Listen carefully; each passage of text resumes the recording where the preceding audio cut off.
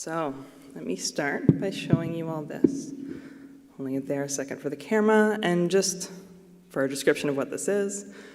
So this is a printed copy of the covenant that's said every morning in this congregation. And it's framed, it's got a nice sort of blue backing. And again, so printed on it is, "Love is the doctrine of this congregation. The quest for truth is our sacrament, and service is our prayer. To dwell together in peace, to seek knowledge and freedom, to share our strength in fellowship. Thus do we covenant." It also has the old UUA logo on it, which I just think is a fun little touch. So this covenant was given to me when I worked at the congregation as a ministerial administrative assistant in 2016. And so what it was is that I was working back by the minister's office, and there's this storage room by the minister's office where they had a bunch of things, and they were getting rid of things. So somebody asked me if I would like this guy, and I said that I would. And the reason I said yes is because the covenant always meant a lot to me. I was realizing it's one of the few things I came out of this congregation knowing by heart. So I didn't actually know the 7 principles. I'm working on the new principles. But I did know this covenant by heart from reciting it so many times. So when I was offered a framed copy, I said yes. The other thing that's really cool about this particular copy is that there is a handwritten note on the back of it. So that handwritten note reads, "Ellie and Bob Murphy, continuing love and appreciation for a job well done. March 15th, 1991, Rod and Audrey Engelin." Yeah. So it was really meaningful to me, especially as I was reflecting on it for this sermon. So I'll start with the date, which is 1991, which is before I was born. So quite literally, this is a physical copy of this manifestation, this web of care and connections that sustains this congregation. The story I have made up about this note, I can't verify that this is true, I have just made it up for myself, is that Ellie and Bob did something wonderful for the congregation, so Rod and Audrey gave them this as a gift. And then one of the things that you all probably can't tell is that the last names on those names are written in a different pen at a different handwriting. So continuing on the story I've made up in my head, whenever this covenant went from Ellie and Bob's possession to back to the congregation, my story is that somebody then wrote the last names on because they didn't know if people would recognize them. So again, it's just this very beautiful way in which these folks who I don't personally know helped to shape the congregation that then went on to shape me as I was raised and grew up here. Very much felt the words from the opening reading from Reverend Rebecca Parker about how we inherit covenant before we create covenant. So I'll come back to this, but I'm going to take a detour into the history of the actual written covenant. So this is also from 2016.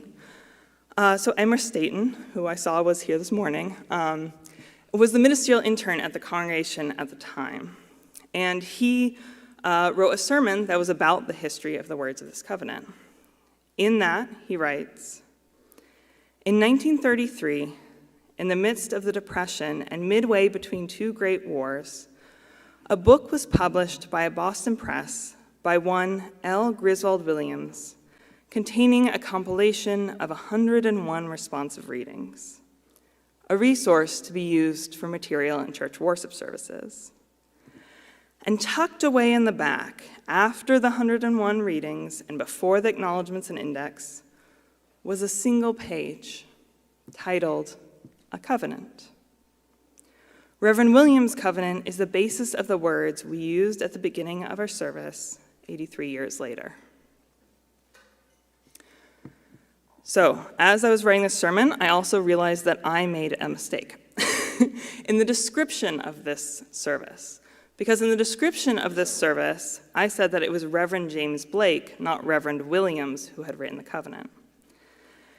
And that was because I took this history from Emerson's sermon, and I actually lost the sermon. I read it when I was in seminary, and then I lost it, and that's when I wrote the description, and then I found it again as this little miracle as I was writing this sermon. And as I was looking for the history online, that's what one of the UUA, the National UU websites, said, was that it was Reverend James Blake. And that's because the two covenants are very similar. So Reverend James Blake was a Unitarian minister who wrote a similar covenant in 1894. So I'm not going to read the whole thing, but his starts, "Love is the spirit of this church." Reverend James Blake. Reverend L. Griswold Williams was a Universalist minister. So this is before merger. The two denominations are two separate things, although clearly there's some overlap, or, going back and forth. Reverend Williams was a Universalist minister who wrote 30, 40 years later, in 1933, this. "Love is the doctrine of this church. The quest of truth is its sacrament, and service is its prayer. To dwell together in peace, to seek knowledge and freedom, to serve mankind in fellowship, to the end that all souls shall grow into harmony with the divine, thus to be covenant with each other and with God." So just hearing that, reading that, I think you can hear both the resonance, the ways it sort of directly is this lineage, and also the ways where clearly some changes have been made. So I said I read Emerson's sermon for the first time a while ago. It was when I was in seminary, and I went looking for the history of this covenant because it was this really important thing to me as I was exploring my sense of Unitarian Universalism. I wanted to know what the history was. And I remember when I read his sermon for the first time, it felt like it shifted something for me. Because before that, I felt like the covenant was this thing that was really high above me. It was untouchable. It was just a thing that had come out of thin air that I could never grasp or hold. It just existed. But reading the history helped me ground it in a person, in a relationship, in a time. And that this was a real thing, again, with its own story and history. And that fundamentally, it actually was just this thing that one person had written about 100 years ago. And all of that is really the answer to the question of why I ever thought I could rewrite the covenant. So I kind of talked about what was printed on here before, and then later on, a couple months ago, I went and actually literally rewrote something on top. So that rewrite is, "We return to love again and again and again. We value what is true. We honor holiness. We try and we fail, and we grow and we rest and we try. We are here together now. We need each other. We covenant."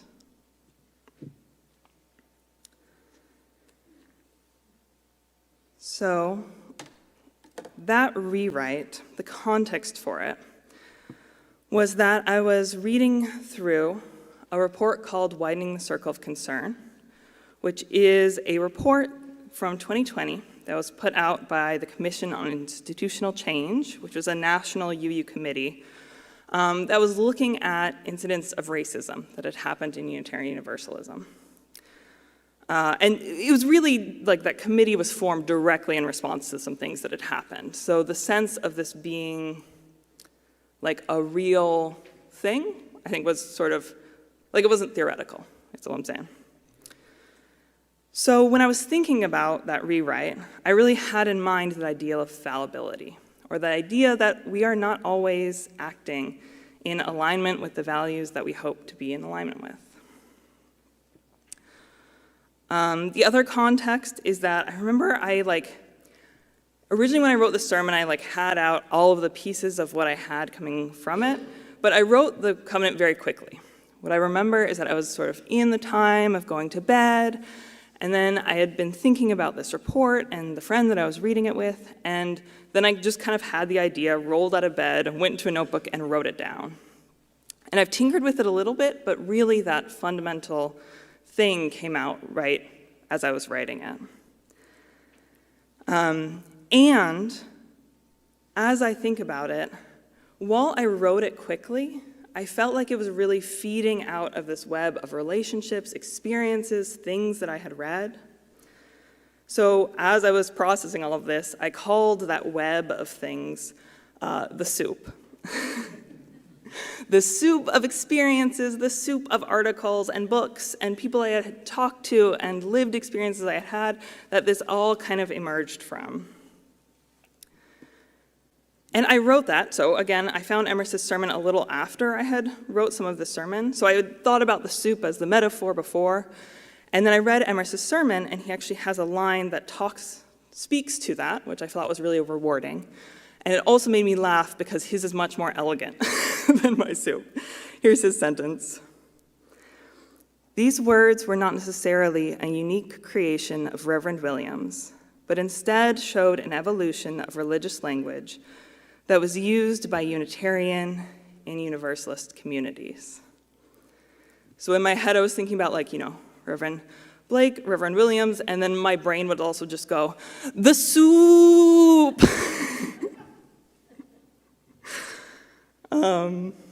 And that made me laugh so many times writing this sermon and practicing it. So I mentioned that I literally wrote what I read to you earlier on the covenant, and I also put a couple of stickers on. Because one of the things I realized as I was writing this, reflecting on it, is that this wouldn't really feel like mine unless it was colorful and fun. So there's a little bee that has the colors of the trans flag, and there's a little pink dragon blowing some flame. So then, at this point in the sermon, I was going to go through my rewrite line by line, and I ended up not doing that for time reasons, and you can thank me or not, depending on your mileage. But I am going to talk about a couple of things that I changed from my rewrite as a result of writing this sermon. So the first one is that initially I ended this rewrite with the words, "we covenant." And I ended up crossing that out and rewriting it in purple pen to say, "we return to love again and again and again."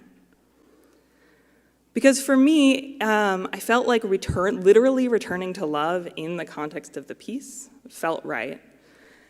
And also because that line, for me, is really always an invitation to return to love. Like when I say people are sometimes outside of their values, I am including myself in that people. So it's a line for me that invites me back in, and invites me back in again and again and again. And the other thing, but I wanted to keep the we covenant, right? I crossed it out, rewrote something new, but I wanted to keep the we covenant. So I moved it up to the title. And again, a thing I realized as a result of the sermon is what that shifts, is that the piece goes from our covenant to we covenant.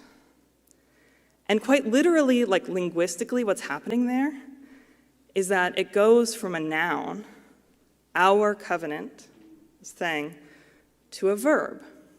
We covenant. This is a thing that we do. And that felt right to me. So I have been told to end sermons that I should have a call to action, which has never really been my strong suit. And sometimes I just don't do things if I don't think they're necessary, but I did feel like this sermon had a call to action sort of bubbling up in it. And so that call to action is this, that sometimes I think we can hold things that we think are sacred or holy, we can hold them so tightly that there's no space. There's no space for play and color and laughter and life and living. And the parts of living that are about making mistakes and crossing things out and rewriting them. So my call to action for all of you is to write on things. It's to put stickers on things, especially the things that you find most holy or most sacred.